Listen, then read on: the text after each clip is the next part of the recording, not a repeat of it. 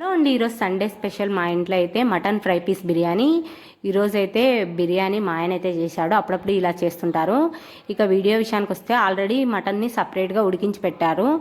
ఆయిల్లో మనకి మటన్ అయితే వేసేసుకొని కొంచెం అల్లం వెల్లుల్లి పేస్ట్, ఉప్పు, కారం, పసుపు అయితే వేసేసుకొని కొంచెం వాటర్ ఎక్కువ వేసేసుకొని మటన్ ఉడికించుకోవాలి.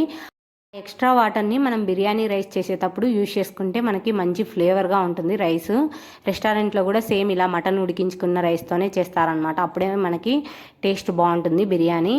ఇంకా ఫైనల్గా మటన్ ఉడికించుకున్న తర్వాత ఇలాగా ప్యాన్లో అయితే ఆయిల్ వేసేసుకొని ఆనియన్స్, పచ్చిమిర్చి వేయించుకున్న తర్వాత కొంచెం అల్లం వెల్లుల్లి పేస్ట్ కూడా వేసేసుకొని మళ్ళీ మటన్ కూడా వేసేసుకొని ఉప్పు, కారం వేసేసుకొని కొంచెం వాటర్ అంతా ఎగిరిపోయిన తర్వాత గరం మసాలా, ధనియా పౌడర్ కూడా వేసేసుకున్న తర్వాత పచ్చికరివేపాకు ఉంటే కొంచెం వేసుకోండి. ఫైనల్గా కొత్తిమీర వేసేసుకుంటే సూపర్ టేస్టీ అయిన మటన్ ఫ్రై పీస్ బిర్యానీ అయితే రెడీ అయిపోయింది.